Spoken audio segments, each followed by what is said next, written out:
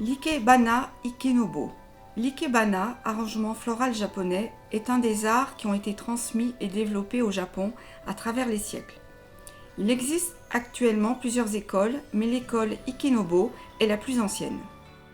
Pour créer la composition, on utilise les fleurs de saison, objet important puisqu'à l'image du haïku, forme de poème japonais, le bouquet allie nature et sentiment du créateur. Bien que reposant sur trois principales règles traditionnelles, asymétrie, vide et profondeur, aujourd'hui l'ikebana revêt des formes modernes, en particulier dans le contenant choisi pour embellir les fleurs. La composition se déroule en plusieurs parties.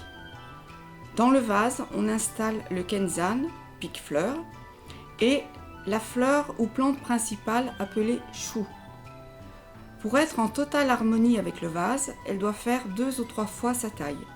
Si la tige est trop épaisse pour tenir sur le pique-fleur, il faut couper sa base. Les branches sont coupées en biseau et les fleurs de façon droite. Il faut ensuite ajouter les plantes plus petites, elles aussi au minimum de la même taille que le vase. On les appelle kyaku. Dans une composition, la balance entre la fleur la plus haute et les autres est très importante, tout comme l'agencement et la mise en avant littérale des plantes. Dans l'histoire, l'ikebana a démarré pour servir d'offrande à Bouddha.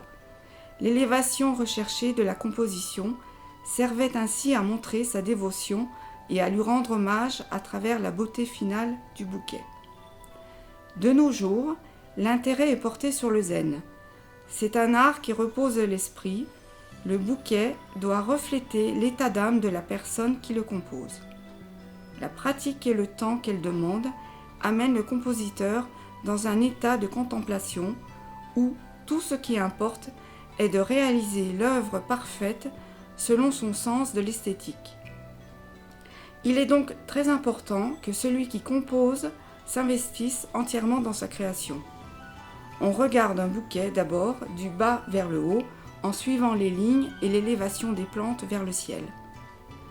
Chaque plante peut être utilisée selon son aspect esthétique, mais elles ont aussi aux yeux des Japonais des significations qui ajoutent de la valeur à la composition.